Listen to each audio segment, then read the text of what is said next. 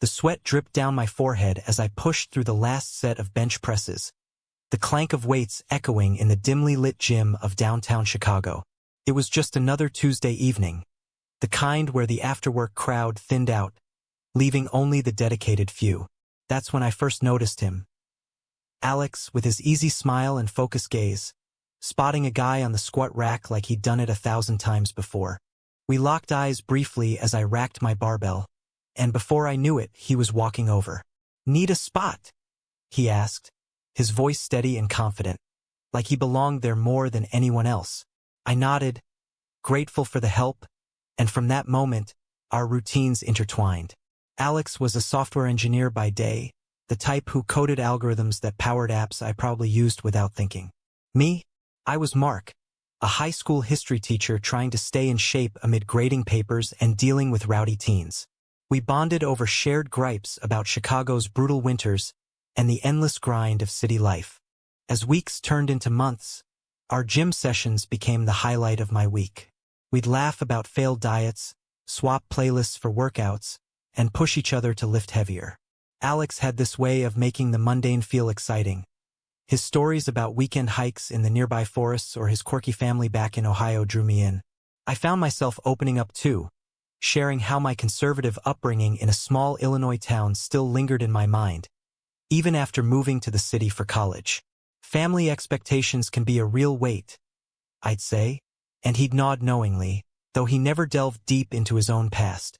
One evening, after a particularly grueling leg day, we headed to the sauna to unwind. The steam enveloped us as we sat on the wooden benches, towels wrapped around our waists. The heat loosened our muscles and our tongues. Alex mentioned a recent breakup with his girlfriend, how it left him questioning everything. "Sometimes you think you know what you want," he said, staring at the foggy wall. "But life throws you a curveball." I felt a pang of something unfamiliar. Jealousy? No, that couldn't be. I'd always dated women, played it straight in every sense. But as the conversation flowed, I realized how much I valued his presence, how his laugh made the gym feel less like a chore. The surprise came without warning. As the sauna emptied out, leaving just us, Alex turned to me with a vulnerability I'd never seen. "Mark, there's something I need to tell you," he whispered, his eyes searching mine. My heart raced, not from the heat, but from the intensity in his gaze. He confessed he'd been struggling with his feelings, that our friendship had stirred something deeper in him. He liked men, he said, and lately he'd started seeing me in a different light. The words hung in the steam like a challenge, forcing me to confront emotions I'd buried deep. I froze, my mind reeling. Part of me wanted to bolt, to dismiss it as a joke or a misunderstanding. But another part, the one that had enjoyed our late-night texts and inside jokes, urged me to stay. I don't know what to say. I stammered, but I didn't move away. We talked for hours that night, the sauna becoming our confessional. Alex shared how he'd hidden his sexuality from his family, fearing rejection from his devout parents. I admitted my own confusions, how societal norms had shaped my choices more than my heart ever did. By the time we left the gym, the city lights twinkling outside, our dynamic had shifted. No grand gestures, just a quiet understanding. We agreed to take it slow, to explore what this meant without labels or pressure. But as I walked home through the bustling streets, I couldn't shake the excitement mixed with fear. What if this changed everything? What if it ruined our friendship? The question swirled, but so did a newfound hope. Our first date wasn't called that, it was just coffee after a workout. We sat in a cozy cafe near Wrigley Field, steam from our mugs mirroring the sauna's haze. Alex opened up more about his past, coming out to a few friends in college, the relief and isolation that followed. I shared stories of my own, like how my high school buddies would tease anyone who seemed different, and how I'd laughed along to fit in. Regret laced my words now. As days passed, our bond deepened. We'd explore Chicago together, strolls along Lake Michigan, visits to art galleries where we'd debate abstract pieces. But shadows loomed. My colleagues at school were a mix of progressive and traditional. Whispers about alternative lifestyles in the staff room made me wary. Alex's job in tech was more accepting, but his family visits home stirred anxiety. They expect grandkids someday, he'd say with a sad smile. One conflict arose early. A gym acquaintance, Jake, overheard us talking intimately and raised an eyebrow. "You two seem close," he commented later, his tone laced with judgment. It was subtle, but it planted seeds of doubt. Was I ready for the stares, the questions? Alex noticed my hesitation. "We don't have to rush," he assured, but I could see the hurt in his eyes. Despite that, moments of joy outweighed the fears, like the time we cooked dinner at my apartment. Pasta gone wrong, laughter filling the kitchen. In those instances, the world faded, and it was just us. But society crept in, reminding us of the battles ahead. Little did I know, the real tests were just beginning. The weeks following our sauna confession blurred into a whirlwind of discovery and doubt. Alex and I navigated this new territory carefully, like explorers in uncharted waters. Our gym routines continued, but now laced with stolen glances and subtle touches. A hand on the shoulder lingering a second too long, a shared water bottle feeling intimate. One Saturday, we ventured beyond the city to Starved Rock State Park, hiking trails that wound through canyons and waterfalls. The fresh air cleared my head as we talked about dreams deferred. Alex dreamed of starting his own app company, something to help LGBTQ youth connect safely. I confessed my passion for writing, how I'd shelved a novel about identity struggles to focus on stable teaching. "Maybe it's time to dust it off," he encouraged, his belief in me unwavering. But back in Chicago, reality bit hard. My sister, Emily, visited from our hometown. Over dinner at a deep dish pizza joint, she probed about my love life. "Still single? Mom's worried you'll end up alone." I dodged, but guilt gnawed at me. Emily was open-minded, but our parents? Dad, a retired cop, and Mom, active in church, held traditional views. Coming out to them felt like detonating a bomb. Alex faced his own demons. A call from his mother about a family reunion had him tense. "They keep asking about that nice girl I mentioned once," he said, pacing my living room. We decided to attend separately, but the secrecy weighed on us. Was this love if we hid it? A turning point came at a work event for Alex, a tech conference downtown. He invited me as a friend, but as we mingled, our chemistry sparked questions. A colleague, Sarah, pulled me aside. "You two make a cute couple." Her words were kind, but they terrified me. What if word got back to my school? Teachers in conservative districts faced scrutiny. I'd heard stories of firings over personal lives. That night, we argued for the first time. "Why can't we just be us?" Alex demanded, frustration boiling over. "I'm tired of pretending." I shot back. "It's not that simple. My job, my family." They could turn their backs. Tears welled in his eyes, and I regretted my sharpness. We reconciled with apologies and embraces, but the crack in our foundation widened. To mend it, we sought community. We attended a discreet LGBTQ support group in Wrigleyville, where stories of acceptance and rejection mirrored ours. One man shared how his coming out cost him his job but gained him freedom. Another spoke of family reconciliation after years of strife. It inspired us but also highlighted risks. Social conflicts escalated when Jake from the gym confronted us. In the locker room, he sneered, "Didn't peg you for that type, Mark. Careful, people talk." His words stung, echoing high school taunts. Alex stood up for us, but I shrank back, ashamed of my cowardice. Later, Alex challenged me. "Are you in this or not?" I affirmed I was, but doubt lingered. Amid the turmoil, tender moments sustained us. Picnics in Grant Park, watching fireworks over the skyline. Times when love felt pure. Alex's vulnerability drew me closer. He'd share childhood memories of feeling different, suppressing crushes on boys to fit in. I admitted similar feelings, buried under societal pressure. But a major controversy brewed. My school implemented a new policy on inclusive education, sparking debates. Some parents protested against discussing LGBTQ topics, calling it indoctrination. As a history teacher, I navigated carefully, but my personal life made it personal. During a staff meeting, A colleague ranted about protecting kids from confusion. I stayed silent, but inside rage built. Alex encouraged activism. Speak up, Mark. Your voice matters. Inspired, I wrote an anonymous op-ed for a local paper, arguing for empathy in education. It went viral in Chicago circles, drawing praise and backlash. When rumors linked it to me, tension mounted. Our relationship hit a snag when Alex pushed for more commitment. Let's tell our families, he suggested over brunch. Panic surged. Not yet, I pleaded. He accused me of stalling, and we parted angrily. Days of radio silence followed, the longest we'd gone without talking. Reconciliation came via a heartfelt text. I miss my gym buddy. We met at our spot, the sauna empty again. I'm scared too, Alex admitted. But hiding hurts more. We vowed to face fears together, step by step. Little conflicts peppered our path, like friends' mixed reactions. My best friend, Tom, was supportive but warned about societal hurdles. Alex's circle was more welcoming, offering a glimpse of acceptance. As summer faded, a bigger storm loomed. Alex's family reunion in Ohio. He wanted me there as his partner. It's time, he said. I agreed, heart pounding. The drive there was filled with nervous chatter, but arrival brought immediate tension. His parents' warm welcome turned quizzical upon introductions. Just a friend?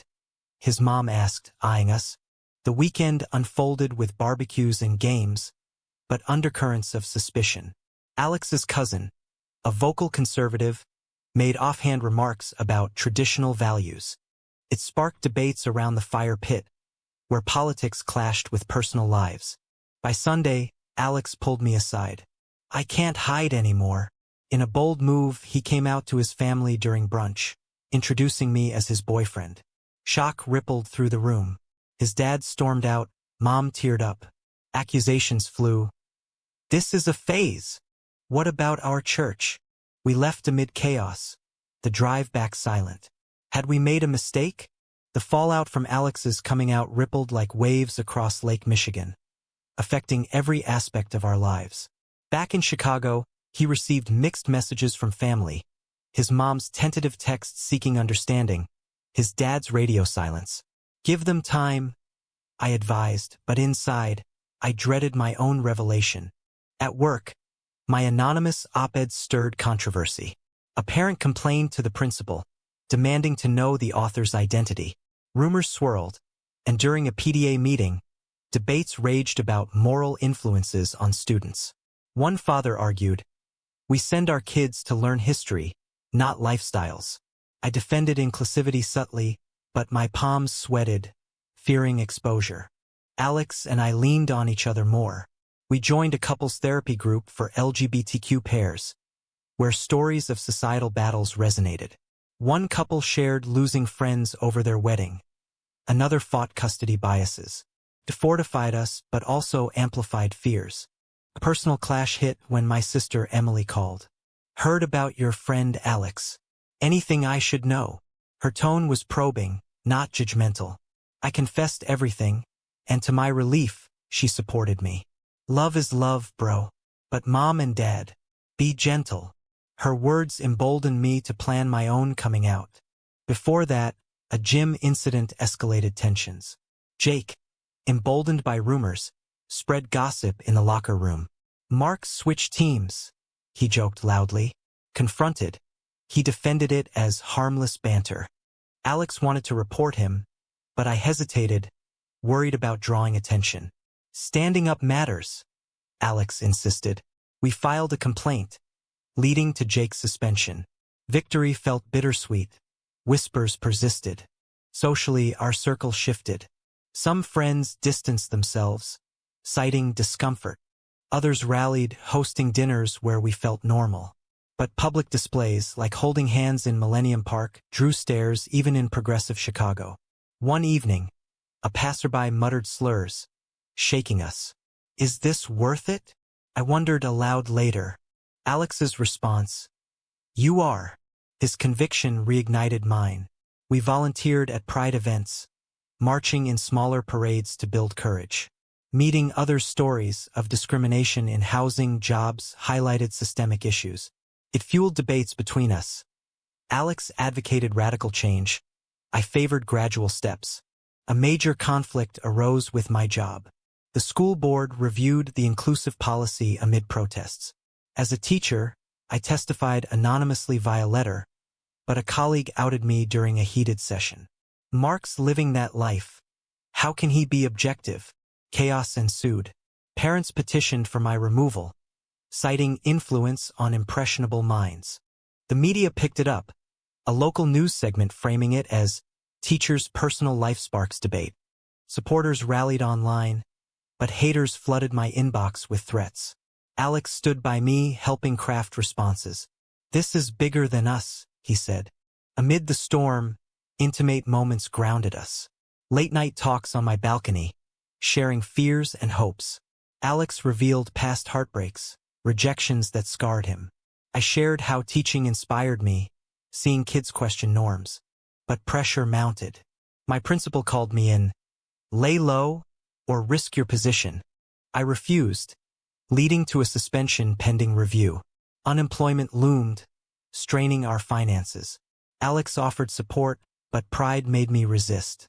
Family tensions peaked when I visited home. Over Thanksgiving dinner, I came out. Dad's face hardened.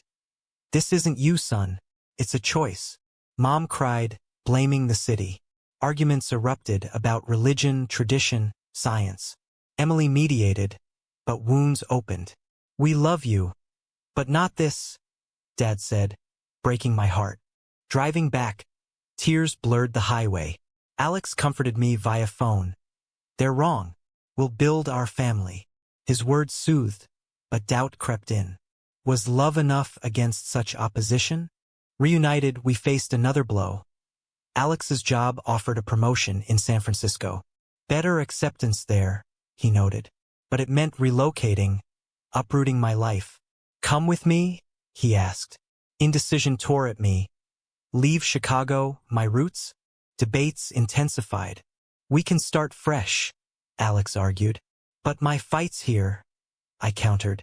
Emotions ran high, leading to our biggest fight. "If you're not all in, maybe we're done," he snapped. Hurt, I stormed out. Days apart clarified my feelings. I loved him deeply, enough to risk everything. Reconciling at the gym, we embraced. "I'll go," I decided, but fate intervened. My suspension lifted after public backlash favored inclusivity. The school adopted the policy, crediting my stand. Emboldened, we planned the move together. Yet, societal echoes lingered. Friends questioned our haste. Is running away the answer? Others envied our courage. As packing began, a final controversy. Alex's dad reached out, disowning him via letter. "Until you choose right." Devastated, Alex questioned everything. "Maybe they're correct." I reassured him, but seeds of uncertainty sprouted. Through it all, our bond evolved, from gym buddies to partners facing the world. But as we prepared for California, I wondered if happiness awaited or more battles. The decision to move to San Francisco marked a pivotal shift, a leap into uncertainty fueled by hope. As we boxed up my Chicago apartment, memories flooded in. The sauna where it began, parks where love bloomed amid chaos. Alex's promotion promised stability, and the Bay Area's reputation for acceptance beckoned like a beacon. The drive west was an adventure, crossing plains and mountains, our conversations deepening. We discussed futures, marriage, perhaps adoption. "Kids deserve parents who fight for them," Alex said, eyes on the horizon. But doubts surfaced. Would family rifts heal? Could we escape societal judgments entirely? Arriving in SF, the vibrant Castro district welcomed us. Rainbow flags fluttered, and open affection was norm. Our new apartment overlooked the bay, a fresh start. Alex dove into work, thriving in an inclusive environment. I sought teaching jobs, landing one at a progressive high school emphasizing diversity. Yet, adjustments brought conflicts. Uprooting stirred homesickness. I missed Chicago's grit. Alex's long hours left me alone, pondering choices. Did we run away? I asked one night, He admitted similar thoughts but affirmed, "We're building, not fleeing."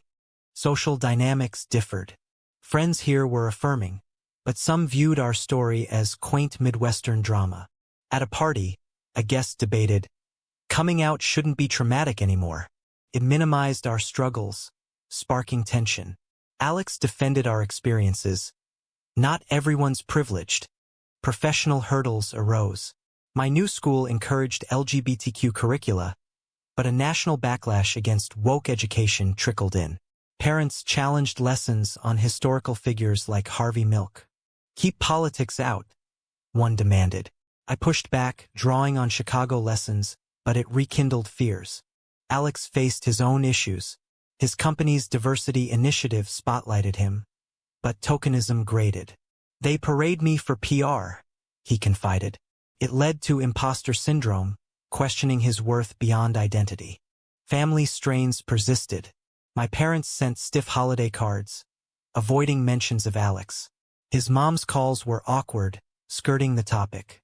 A breakthrough came when Emily visited, bridging gaps with stories of our happiness. "They're coming around slowly," she reported. But a major controversy erupted nationally. A Supreme Court case on LGBTQ rights in education. Protests filled streets. We joined marches in SF, chanting for equality. Media coverage amplified voices, including ours in interviews. "Love shouldn't be debated," I stated on camera. Backlash followed. Online trolls targeted us, dredging Chicago scandals. Alex's dad emailed vitriol. "You're confusing people." It devastated Alex, leading to therapy sessions where he unpacked generational trauma. Our relationship strained under pressure. Petty arguments flared over chores, finances. "You're distant," I accused. "You're clinging," he retorted. A couple's retreat in Big Sur helped, focusing on communication. We recommitted, vowing transparency. Tender moments reaffirmed us. Sunset walks on Ocean Beach, sharing dreams. Alex proposed subtly over coffee. "Marry me someday?" Tears flowed. I accepted, envisioning a future. Yet, societal debates intensified. A friend's wedding sparked envy and reflection. His family attended joyfully, unlike ours. "Will ours ever?" Alex wondered. A turning point. Alex's mom visited unexpectedly. Over dinner in Chinatown, tears flowed as she apologized. "I was scared, but I see your happiness." Reconciliation began, though his dad remained distant. Inspired, I reached out to my parents. A video call bridged miles. "I miss you. Can we try?" Dad grumbled but listened. Mom softened. Progress, albeit slow. As we settled a new conflict, adopting. We explored options, but biases in the system, preferences for traditional families, frustrated. "Society's not as progressive as it claims," Alex noted. Volunteering at youth centers helped. Mentoring queer teens, hearing their stories mirrored ours, fueled advocacy. We started a blog chronicling our journey, sparking discussions online. Highs and lows intertwined. A promotion for me brought joy. Alex's project launch, pride. But a health scare, Alex's minor injury from hiking, reminded vulnerability. As years blurred, months into our new life, clarity emerged. Love endured, but society tested it relentlessly. One evening, overlooking the Golden Gate, Alex reflected, "We've come far, but the fight's ongoing." I agreed, grateful for our path. Yet, as contentment grew, a final twist loomed. An offer for Alex back in Chicago. "Full circle?" he asked. Indecision returned. Stay in acceptance or face roots?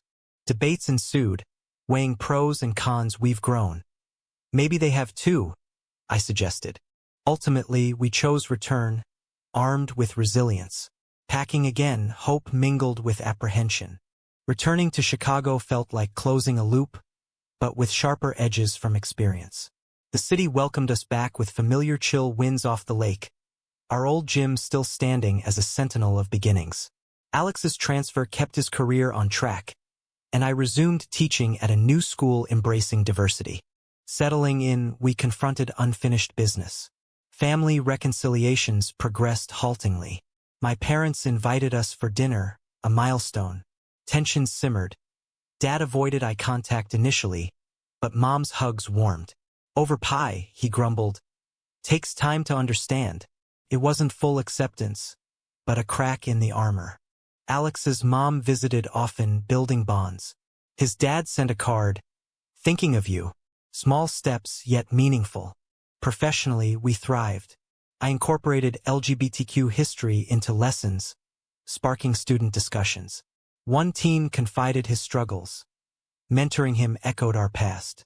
Alex's work in tech included diversity panels, amplifying voices. But society didn't relent. A local ordinance debate on LGBTQ protections divided the city. Protests clashed, supporters versus opponents chanting family values. We marched, facing counter-protesters' jeers. One incident. A thrown bottle narrowly missed us, heightening fears. Media spotlight returned when our blog gained traction. Interviews delved into our story, from sauna surprise to cross-country moves. Praise flowed, but so did criticism, promoting agendas. It fueled online debates, with some accusing us of forcing visibility. Personal conflicts resurfaced. Old friends like Tom welcomed us, but Jake's crowd snubbed. At the gym, stares persisted, but we held firm, turning it into our sanctuary again. Our engagement announcement amplified everything. Posted online, it drew congratulations and condemnations. Family reactions varied. Emily cheered. Parents hesitated but attended planning sessions. Alex's mom beamed. Dad skipped. Wedding preparations brought joy amid stress. Venue hunts in scenic spots like the Botanic Garden. Cake tastings laced with laughter. But a vendor refused service, citing beliefs, sparking a lawsuit debate. Fight or move on? Alex asked. We chose the latter, focusing on positivity. As the day neared, reflections deepened. From gym buddies to husbands, our path twisted with society's thorns. Choices defined us. Standing up, loving openly. The ceremony was intimate under spring blooms. Vows exchanged amid tears. Through surprises and storms, I choose you. Families attended, uneasy alliances forming. Dad shook Alex's hand. A quiet victory. Honeymoon in Hawaii offered respite. Beaches, hikes, unfiltered love. Back home, normalcy settled, but advocacy continued. We spoke at events, sharing how personal stories shift perspectives. Yet, controversies lingered. A student's parent challenged my curriculum, echoing old battles. Influencing kids wrongly, they claimed. The school backed me, but it reminded, progress is fragile. Alex and I debated endlessly, optimism versus realism. Society evolves, he argued. But slowly, I countered. Years later, projecting ahead, our life stabilized. Adopted a child, navigating biases but cherishing family. Gym visits became family outings, full circle. Looking back, the sauna surprise ignited a journey of love, loss, growth. Conflicts shaped us, choices defined us. But one question remains. Is true acceptance possible in a divided society? Or do personal sacrifices always outweigh societal gains?